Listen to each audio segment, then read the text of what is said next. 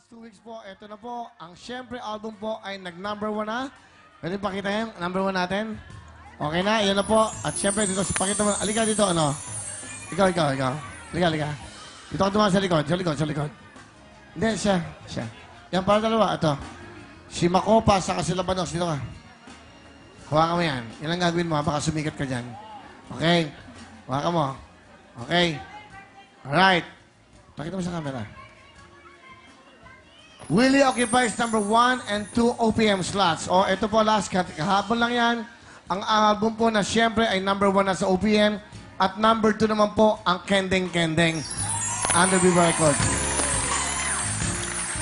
Ito po yan. At ngayon sa overall, pinakalahat, kasama po international, ang overall na number 1 po ngayon ay ang siyempre under Viva Records album. At ang number 4 naman, number 4 yata tayo dito, number 4 naman ang Kendeng Kendeng sa overall.